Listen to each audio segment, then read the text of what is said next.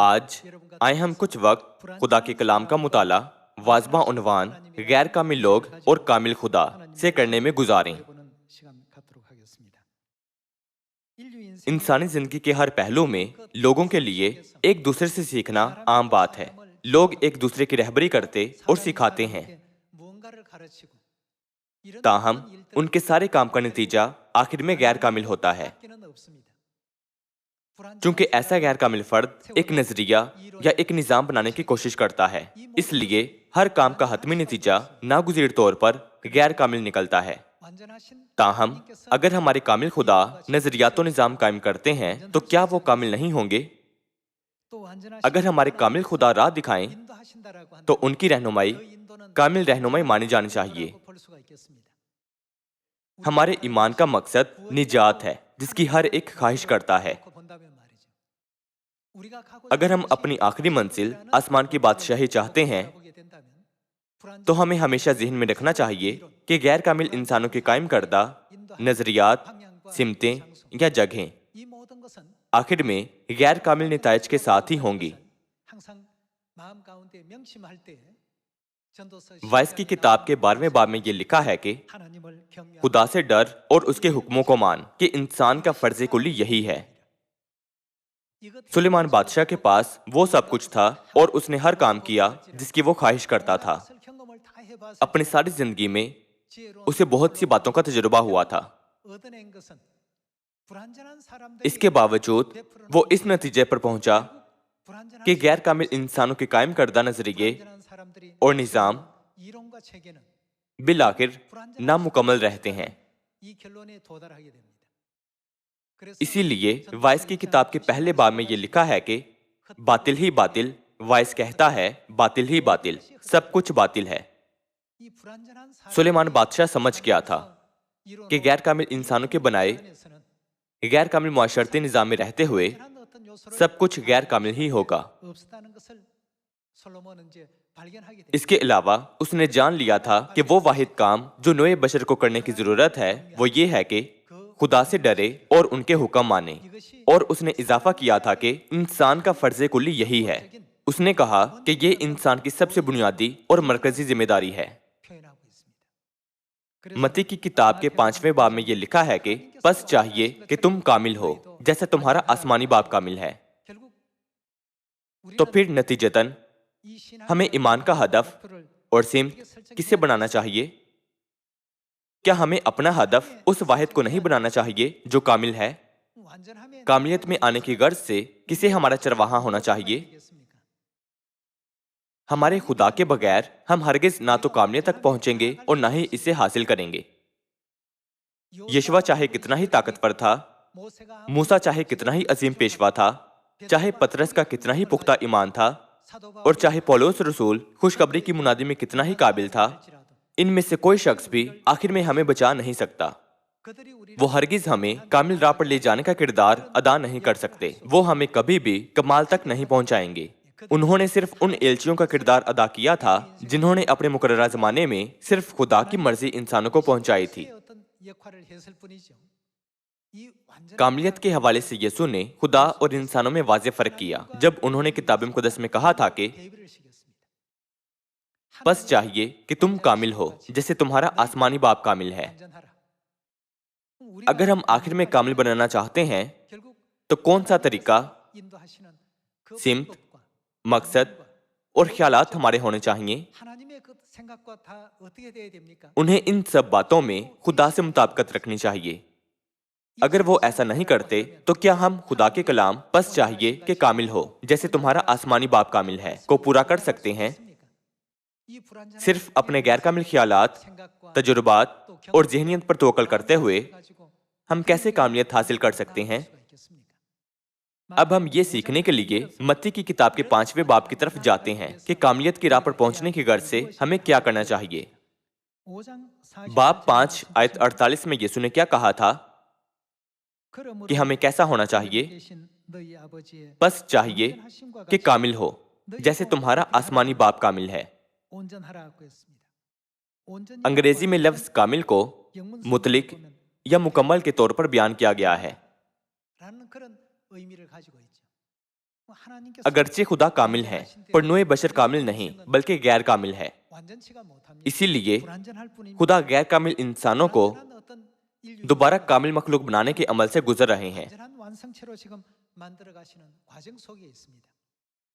कामिलियत तक पहुंचने की राह में हमें शायद मुख्तलिफ लोगों, माहौल और हालातों वाकयात से वास्ता पड़े। ये कुछ ऐसा है जिससे हम बच नहीं सकते। सुलेमान बादशाह ने ऐसे बहुत से हालात का सामना किया था। उसने हर चीज का तजुर्बा करते हुए जिंदगी गुजारी थी। वो बेशुमार दौलत का मालिक था। उसकी बहुत सी हरमें थीं और वसी इल्म रखता था। वो दुनिया के बाअसर और नुमाया लोगों से मिला था। उसके पास वो सब कुछ था जिसकी कोई सिर्फ ख्वाहिश ही कर सकता था। इसके बावजूद वो किस नतीजे पर पहुंचा था? बातिल ही बातिल, सब कुछ बातिल है, बातिल ही बातिल। उसने सोचा कि वो कामिल हिकमत और कामिल इल्म हासिल कर लेगा। फिर उसे मालूम हुआ कि दुनिया में ना कोई कामिल हिकमत है ना दानाई है। नीस उसने कभी हकीकी खुशी नहीं पाई थी। इसलिए उसने नतीजा अखज़ किया कि दुनिया की हर चीज गैर कामिल और नामुकम्मल है। दुनिया गैर कामिल लोगों, गैर कामिल हालात और गैर कामिल सूरत हाल से भरी पड़ी है। फिर भी किसी न किसी तरह ये गैर कामिल दुनिया हमारी आंखों को आजमाती है। ताहम सुलेमान बादशाह के सफर के इख्तिताम पर उसकी हतमी समझ ये थी कि खुदा से डर और उसके हुक्मों को मान। खुदा कामिल है। चूंकि खुदा कामिल है तो फिर जो अहकाम उन्होंने हमें बख्शे हैं उनके बारे में क्या कहेंगे? वो भी कामिल हैं। खुदा के सब अहकाम भी कामिल नताइज का बायस बनेंगे। हम सयून के फर्जंदों को हरगिज भूलना नहीं चाहिए कि हमारी रूहों को बचाने और हमें आसमान की बादशाही को ले जाने की गर्ज से खुदा हमें हमेशा कामिल तरीन अहकाम देते हैं।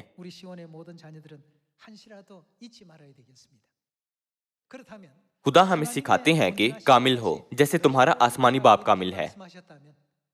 तो फिर खुदा के कलाम को पूरा करने के गर्ज से पहला काम जो हमें करना है वो इस जमीन पर आने वाले खुदा को ढूंढना है।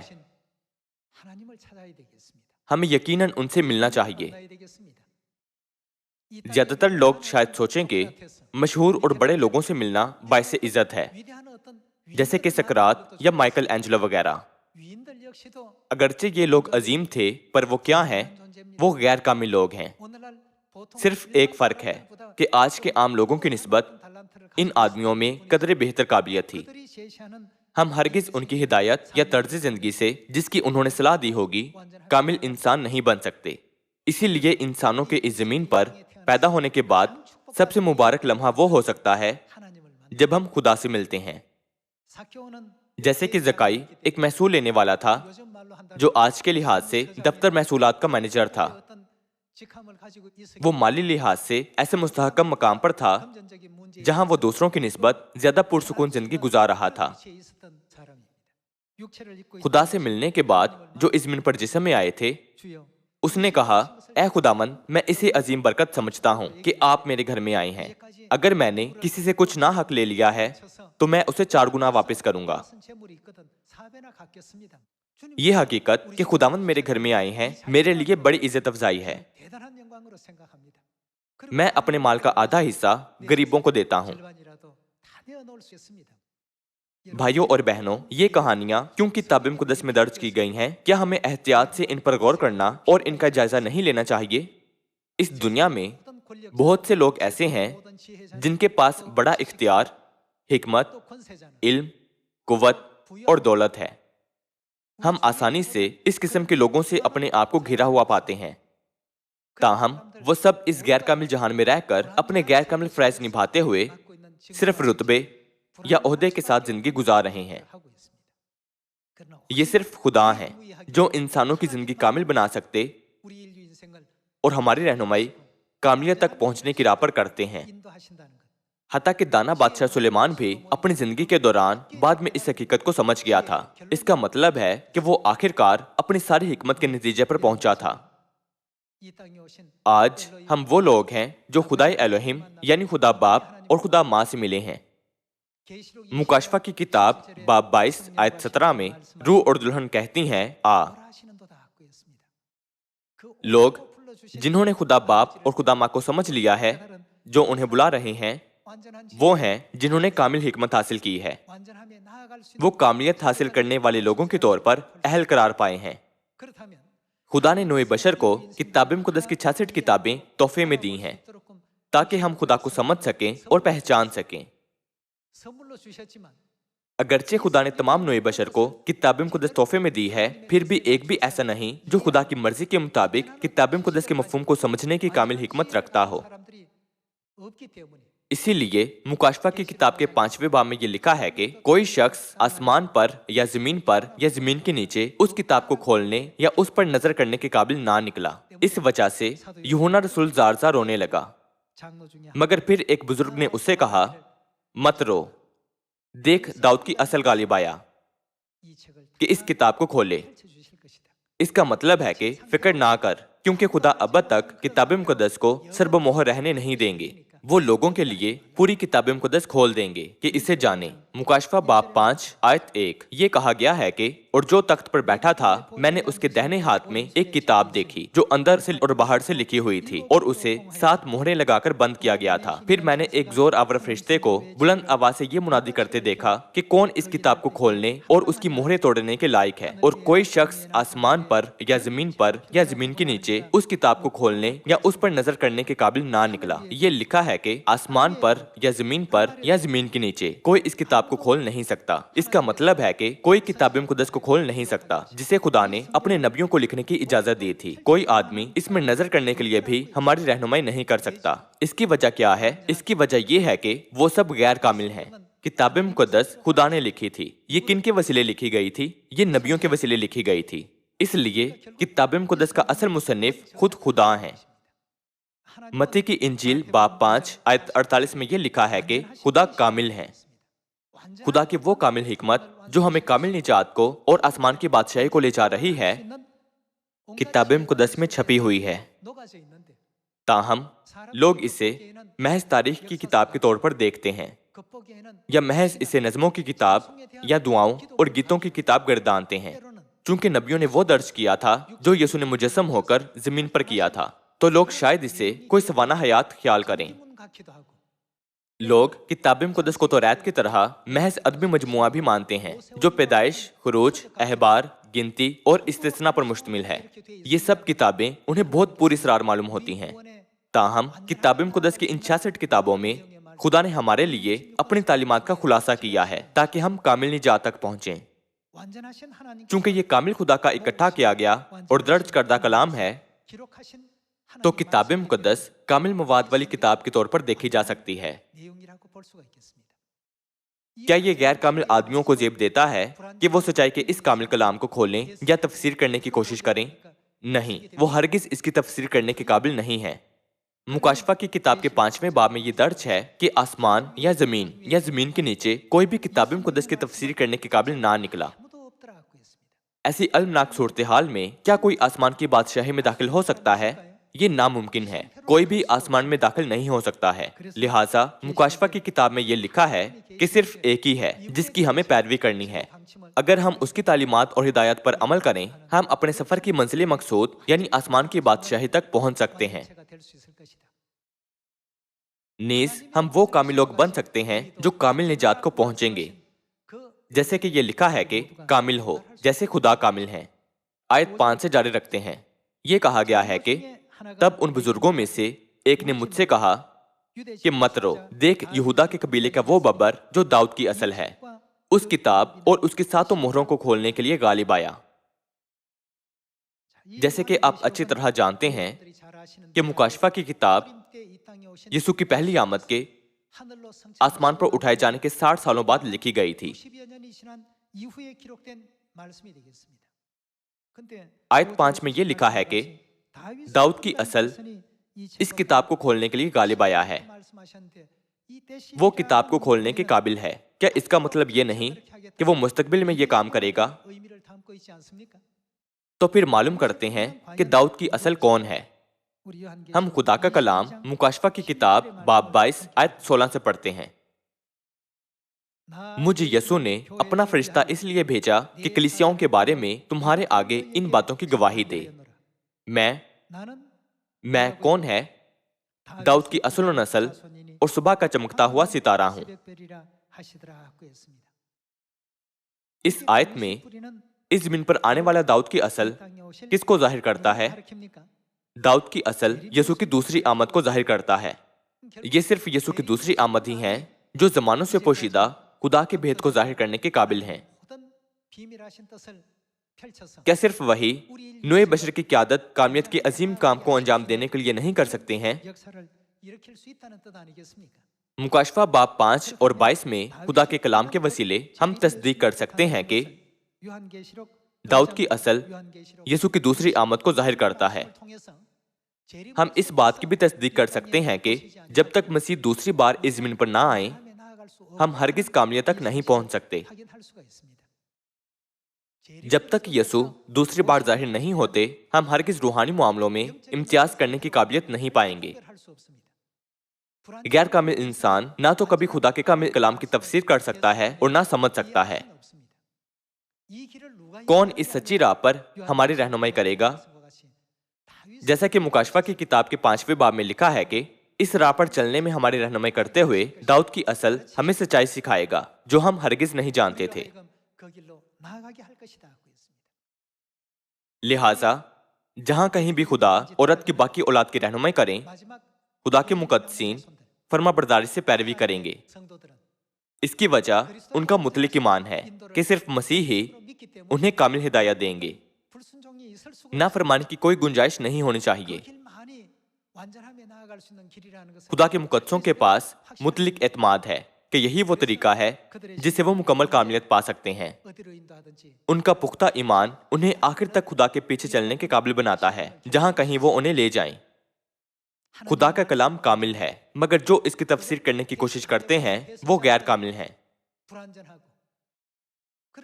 क्या वो खुदा की मुतलिक मर्जी नए बशर को पहुंचा सकते हैं? वो हरगिज ऐसा नहीं कर सकते।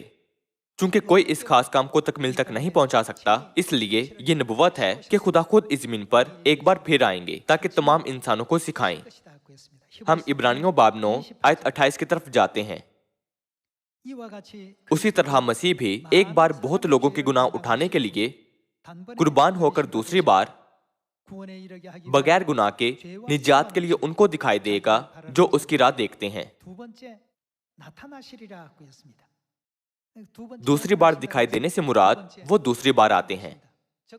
दूसरे अल्फाज में वो मुजस्सम होकर आते हैं ताकि लोग उन्हें देख सकें। क्या वो नहीं आते?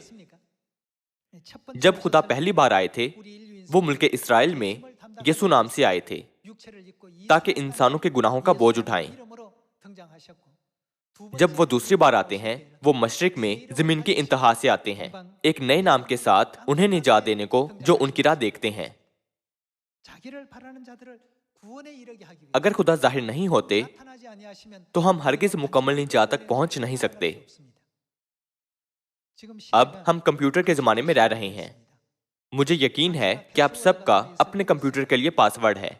आप अपने कंप्यूटर में तब रसाई हासिल कर सकते हैं जब आप पासवर्ड डालते हैं। अगर एक हिस्सा भी गलत हो जाए तो आप कंप्यूटर तक रसाई हासिल नहीं कर सकते। अगर पासवर्ड 99% तक भी ठीक हो तो ये नहीं खुलेगा। रसाई तभी मिलती है जब पासवर्ड 100% ठीक हो। इसी तरह किताब मुकद्दस जिस बात पर सबसे ज्यादा जोर देती है वो ये है कि खुदा की मर्जी को माना और पूरा किया जाए। क्या ऐसा नहीं? किताब मुकद्दस सिर्फ इसलिए फर्माबरदारी नहीं सिखाती कि खुदा हर एक को अपनी फर्माबरदारी पर मजबूर करने की कोशिश करते हैं। चूंकि हम गैर कामिल गुनाहगार हैं, इसलिए अगर हम कामिल लोग बनना चाहते हैं तो हमें खुदा की मिसाल से सीखना चाहिए। अगर कोई पूछता है चर्च में सबसे बेहतरीन शख्स कौन है, तो जवाब है कि वो जो सबसे ज्यादा खुदा के मुशाबे है।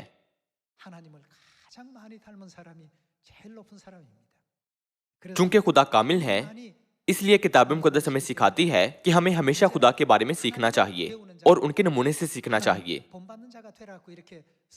इब्रानियों की किताब के 9वें बाब में ये लिखा है कि वो दूसरी बार निजात लाने के लिए आएंगे। मुकाशफा की किताब के 5वें बाब में यह भी लिखा है कि दाऊद की असल किताब को खोलेंगे। मुकाशफा की किताब बाब 22 आयत 16 को देखते हुए हम तस्दीक कर सकते हैं कि दाऊद की असल यसू को बख्शा गया एक और खिताब है। यीशु को दाऊद की असल, बरा, सुबह का सितारा, अंगूर का दरख्त और चरवाहा कहा गया है, मगर उन्हें दाऊद के तौर पर भी बयान किया गया है। उनसे मुतल्लिक किताब मुकद्दस में कई किताब बयान किए गए हैं। उन तब्दीलियों पर तवज्जो देते हुए जो दाऊद के ज़हूर के बायस आलमी गांव में रूनुमा होंगी, हम बाप की राह को याद रखें जो जमीन पर दाऊद की जिंदगी की राह पर चले थे। हम हिजकिय्याल बाब 37 आयत 24 खोलते हैं। हिजकिय्याल की किताब इसराइल के दूसरे बादशाह दाऊद की मौत के 450 सालों के बाद लिखी गई थी। इस अमर को याद रखते हुए जब हम इस आयत को देखें तो हम आसानी से नबूवत का मफहूम समझ सकते हैं। और मेरा बंदा दाऊद उनका बादशाह होगा। जिस्मानी दाऊद बादशाह को जमीन में दफन हुए 450 साल गुजर चुके थे। ताहम जैसा कि यह बयान किया गया है कि दाऊद उनका बादशाह होगा, तो हिजकिय्याल बाब 37 में दर्ज दाऊद इसराइल का दूसरा बादशाह नहीं है, बल्कि नबूवती दाऊद बादशाह है। हम आसानी से इस हकीकत को समझ सकते हैं। क्या हम नहीं समझ सकते? और मेरा बंदा दाऊद उनका बादशाह होगा और उन सब का एक ही चरवाहा होगा, और वो मेरे किस पर चलेंगे? अहकाम पर चलेंगे। और वो क्या करेंगे? मेरे आइन को मानकर उन पर अमल करेंगे। जब नबूवती दाऊद बादशाह बनेगा तो जो तब्दीली वकू में आएगी वो ये होगी कि आखिरकार लोग खुदा के अहकाम पर चलेंगे और उनके आइन को मानकर उन पर अमल करेंगे। गैर कामिल नोए बशर आहिस्ता आहिस्ता खुदा की तालीमात के लिए बेदार होने लगेंगे, ये जाने बगैर कि खुदा के अहकामो आइन क्या हैं। वो सोचते हैं कि अगर वो सिर्फ खुदा को ए खुदावंद पुकारें तो वो आसमान पर जा सकते हैं। ऐसे आलमी गांव में जहां लोगों का ऐसा अंदाज हो, जब नबूवती दाऊद इसमें जाहिर हो तो कौन सी तब्दीली वकू में आएगी? चुनाचे ये लिखा है कि दाऊद की अपने बादशाह के तौर पर खिदमत करने वाले लोग खुदा के अहकामो आइन मानेंगे। ये लिखा है कि ऐसी तब्दीली वकू में आएगी। आयत 25 से जारी रखते हैं।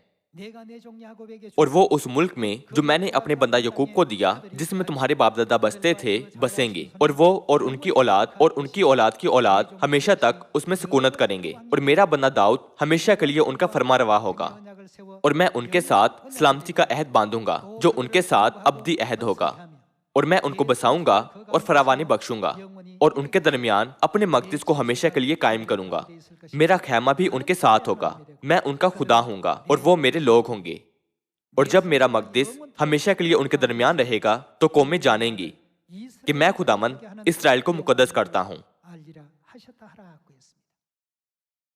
दाऊद की असल ही मसीह की दूसरी आमद है, जिनकी आने की नबुव्वत की गई थी। दूसरे अल्फाज में दाऊद की असल खुदा है।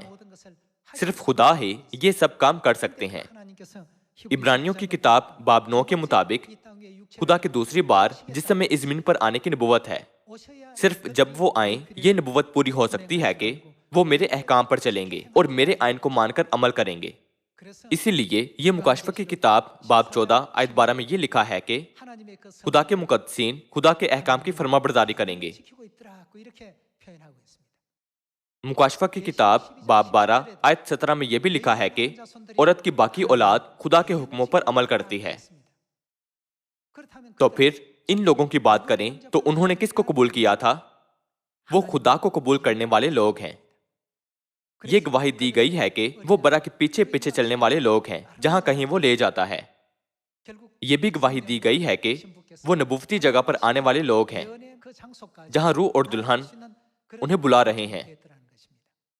हम यिर्मयाह बाब 31 आयत 31 की तरफ जाते हैं।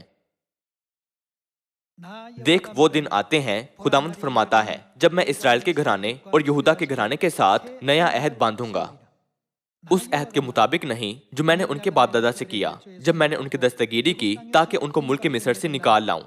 और उन्होंने मेरे उस अहद को तोड़ा, अगरचे मैं उनका मालिक था, खुदावंद फरमाता है। بلکہ یہ وہ عہد ہے جو میں ان دنوں کے بعد اسرائیل کے گھرانے سے باندھوں گا۔ خداوند فرماتا ہے، میں اپنی شریعت ان کے باطن میں رکھوں گا اور ان کے دل پر اسے لکھوں گا، اور میں ان کا خدا ہوں گا اور وہ میرے لوگ ہوں گے۔ خدا کہتے ہیں کہ وہ جن کے دلوں میں نئے عہد کی شریعت ہے میرے لوگ ہوں گے۔ اس نبوت کے مطابق 2000 سال پہلے یسوع جسم میں زمین پر آئے تھے اور نئے عہد کی شریعت کے ساتھ خوشخبری کی بادشاہی پر سلطنت کی تھی۔ اسی طرح اپنی دوسری آمد پر وہ نئے عہد کی اسی شریعت کے ساتھ 37 سالوں تک سلطنت کرتے رہے۔ کیا یہی وجہ نہیں کہ خدا کی کلیسیا میں ہم نئے عہد کی فسح مناتے ہیں، نئے عہد کا سبت مناتے ہیں اور نئے عہد کا بپتسمہ لیتے ہیں اور نئے عہد کی اوڑھنی کا قانون بھی مانتے ہیں؟ ہمیں فوراً انہیں پہچان لینا چاہیے جو وفاداری سے نئے عہد کے ساتھ 37 سالوں تک خوشخبری کی راہ پر چلے تھے۔ اگر خدا اس زمین پر نہ آئے ہوتے تو خدا کے احکام ہرگز انسانوں کو سنائے نہ جاتے۔ ضرور ہے کہ خدا خود آتے۔ وہ کلیسیا جس نے خدا کا خیر مقدم کیا اور قبول کیا خدا کی کلیسیا ہے۔ خدا کے اس کلیسیا کو قائم کرنے کے پیچھے یہ وجہ نہیں تھی کہ وہ اس زمین پر ہماری جسمانی زندگی کو ترقی دیں، بلکہ یہ ہمیں موقع بخشنے کے لیے تھا کہ آسمان کی بادشاہی میں داخلے کی تیاری کریں، تاکہ وہاں ہماری زندگی جلالی ہوگی۔ اس بات کو یاد رکھتے ہوئے خواہ غیر کامل لوگ نظریے، نظام یا ادارے بنائیں جو قابل یقین ہوں، پر ہم ان چیزوں سے دھوکہ نہ کھائیں۔ ہم اپنا بقیہ وقت صرف خدائے الوہیم یعنی آسمانی باپ آنسانگ ہونگ اور آسمانی ماں نئے یروشلم کی پیروی کرنے میں گزاریں، جہاں کہیں وہ ہمیں لے جائیں۔ اب کرونا وائرس نے دنیا کو مایوسی میں ڈال دیا ہے۔ اگرچہ ہمیں یہ بتایا گیا ہے کہ فکر مند ہونے کی ضرورت نہیں کیونکہ کئی ویکسینز موجود ہیں، پر مختلف وائرس ظاہر ہو رہے ہیں اور تیزی سے پھیل رہے ہیں۔ میں انڈیا سے ایک خبر آپ کو سنانا چاہتا ہوں۔ انڈیا میں جب ہمارے اراکین ایک دوسرے کو سلام کرتے ہیں وہ کہتے ہیں میں خوش ہوں، کیا آپ خوش نہیں ہیں؟ ہم خوش ہیں کیونکہ ہمارے پاس کامل خدا ہیں اور آسمان کی بادشاہی ہے۔